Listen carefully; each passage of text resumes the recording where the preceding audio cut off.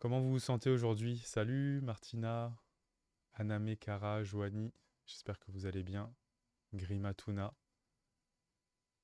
Vous pouvez me dire en commentaire comment vous vous sentez, si vous allez bien, si vous faites le pont ou pas.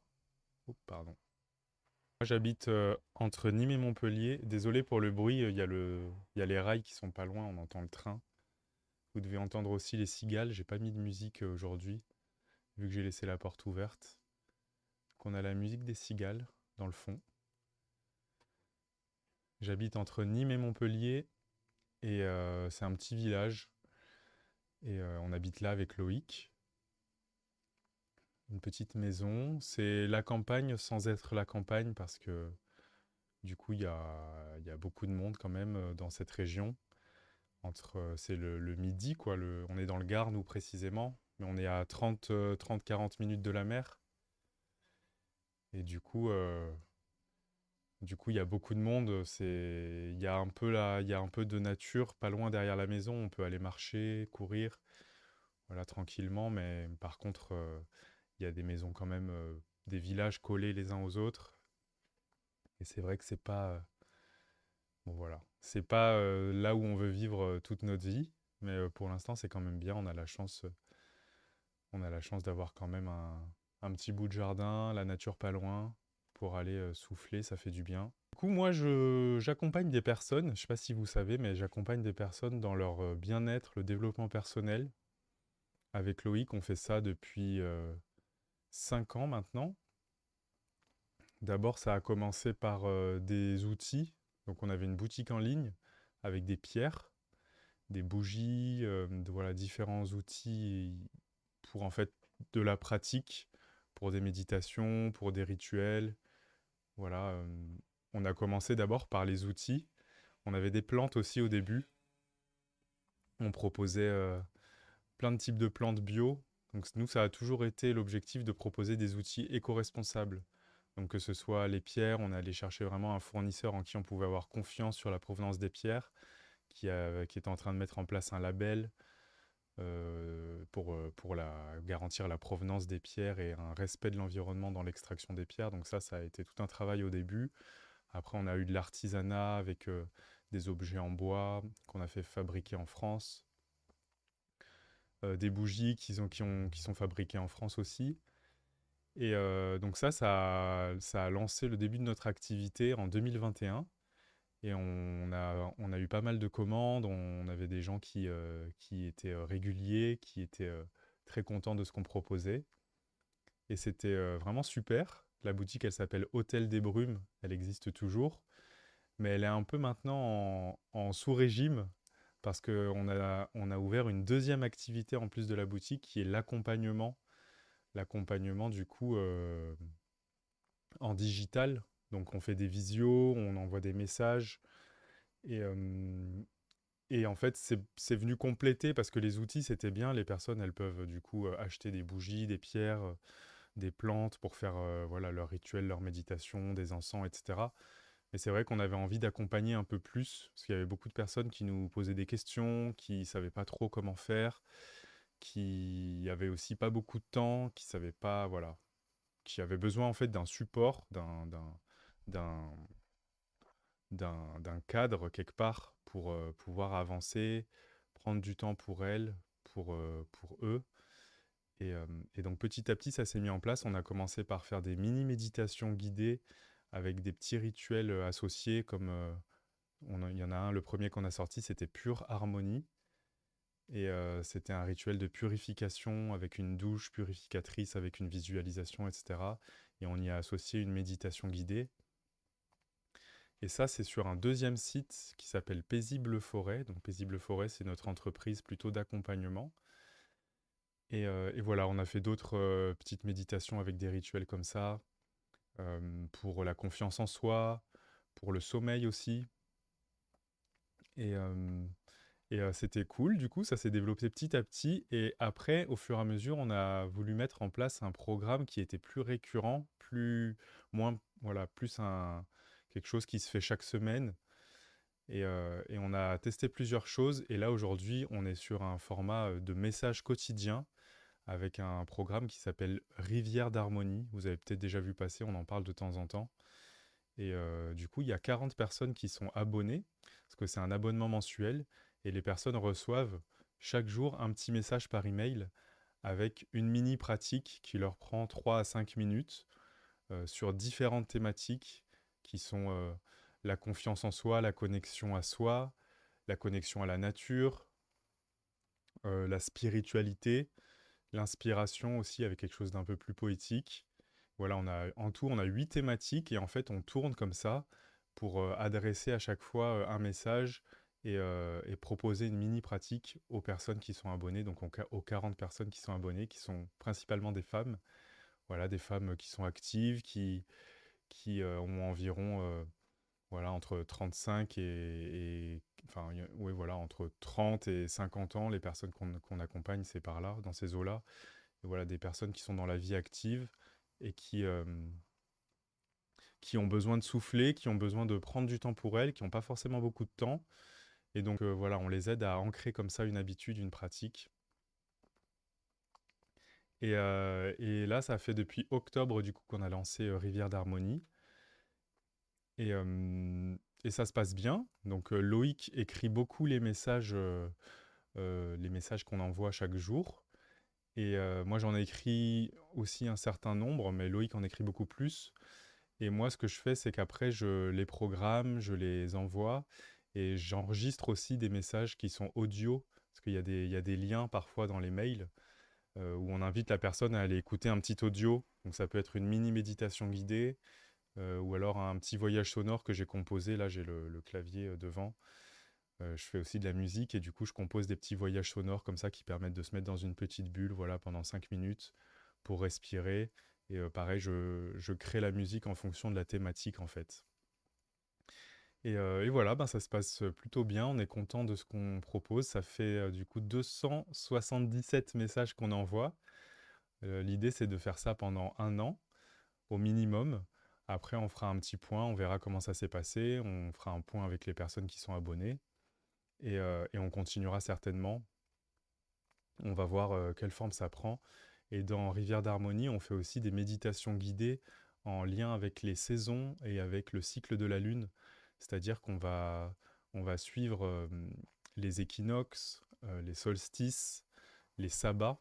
Les sabbats, c'est des fêtes païennes de la roue de l'année. On s'intéresse beaucoup, nous, à la roue de l'année, à la Wicca. C'est des spiritualités plus ou moins anciennes. La Wicca, elle est assez moderne, mais c'est basé sur des croyances anciennes plutôt celtique, nordiste, euh, avec un, un- comment dire, une reconnexion en fait au cycle de la nature et des saisons. Et donc, il y a des opportunités comme ça que nous offre notre calendrier pour à la fois se reconnecter à l'extérieur et en même temps se reconnecter à nous-mêmes. C'est en fait un espèce de jeu entre ce qui se passe à l'extérieur dans la nature et ce qui se passe en nous. Et c'est un travail du coup d'introspection. Il y a beaucoup de gratitude aussi pour les passages, pour le moment où on en est. Et c'est hyper inspirant en fait, c'est très très enrichissant. Loïc, lui, ça fait plus de 20 ans qui fait ça, qui célèbre les fêtes païennes, les sabbats, voilà, qui fait des petits rituels. Et quand on s'est rencontrés en 2019, il m'a initié à tout cet univers. Moi, j'étais plutôt dans le côté méditation bouddhiste. Et en fait, petit à petit, avec Loïc, j'ai découvert tout cet univers et je m'y suis plongé, j'ai appris, j'ai pratiqué, et puis après, ensuite, j'ai partagé aussi. J'ai accompagné dans ce sens-là. Et donc, dans Rivière d'Harmonie, on est voilà, dans le bien-être, la spiritualité, avec des messages quotidiens sur des thématiques de développement personnel, mais on est aussi dans ce lien avec la nature, ce lien avec les cycles, et donc les saisons d'un côté, et aussi avec la lune. Donc là, par exemple, demain, ça va être la nouvelle lune. Je ne sais pas quand vous regarderez cette vidéo, si vous êtes en rediffusion, mais la nouvelle lune aura lieu du coup mardi 14 juillet. Et la lune, c'est pareil, c'est un cycle sur lequel on peut se baser de 28 jours, où il y a la nouvelle lune, donc c'est quand elle n'est pas visible dans le ciel. En fait, la lune n'est pas éclairée par le soleil, donc il n'y a pas de lune dans le ciel. Enfin, elle est là, mais on ne la voit pas. Et c'est un moment pour poser de nouvelles intentions, pour ouvrir un nouveau chapitre en fait. Le cycle de la Lune est assez court et c'est bien, ça permet de faire un roulement comme ça assez rapide, entre guillemets, où on peut faire un petit point, voir où on en est, poser des nouvelles intentions pour le cycle à venir.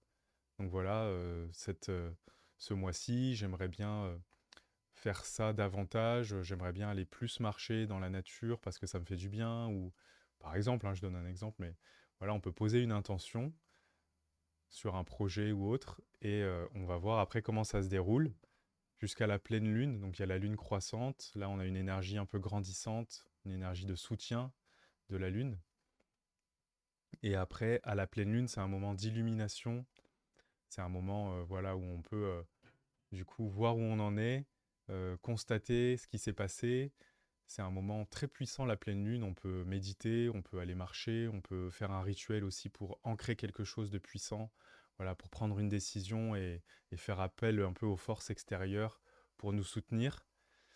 Et après, la lune décroissante, c'est plus se délester des rituels un peu de bannissement ou de protection, des choses voilà, dont on ne veut plus. On fait un peu le ménage et l'énergie redescend un petit peu jusqu'à la nouvelle lune et le cycle continue comme ça. Donc ça aussi, c'est quelque chose qu'on fait dans Rivière d'Harmonie. On suit comme ça le cycle de la nature, surtout aux nouvelles lunes et aux pleines lunes. Et voilà, c'est très intéressant. On a récemment ajouté une partie sur les chakras. En fait, les messages sont en lien avec des thématiques comme la confiance, la connexion à la nature, mais aussi avec des chakras qu'on va venir... parce qu'on on est très... Enfin, ça nous parle beaucoup, les chakras, cette énergie, ces points énergétiques en fait dans le corps qui ont tous une fonction, qui ont tous voilà qui peuvent être plus ou moins équilibrés, plus ou moins ouverts, fermés. Et ça permet du coup, voilà, le chakra racine au niveau du périnée d'être stable, ce qui nous donne le sentiment de sécurité. Et puis après, on remonte, on a le chakra, le chakra sacré, qui est plus là sur la sexualité, la sensualité, la confiance aussi.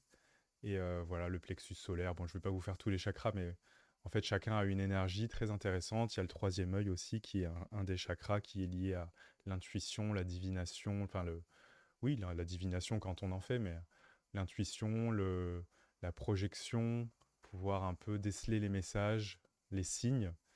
Et le chakra couronne tout en haut, c'est ce qui nous relie à quelque chose de plus grand, quelque chose de divin, de sacré, qui est invisible, mais qui peut être ressenti. Et les chakras, il y en a 7 principalement, mais en fait, il y en a beaucoup plus que ça. Euh, quand on creuse un peu, on se rend compte que c'est juste une manière de conceptualiser le truc, mais en fait, c'est plus large que ça. Voilà, c'est bien parce que ça permet du coup de visualiser et de comprendre, mais l'énergie, elle est pas comme ça si cloisonnée et si voilà, il n'y a pas que 7 chakras, c'est beaucoup plus large. On est des êtres presque illimités et l'univers est illimité. Et voilà, c'est une manière pour notre mental de pouvoir concevoir ce qui se passe. Mais, euh, mais c'est super intéressant de pouvoir ressentir ça. Et c'est pour ça que j'adore la méditation et que j'invite beaucoup les personnes à expérimenter la méditation et que je les guide dans des méditations depuis plusieurs années.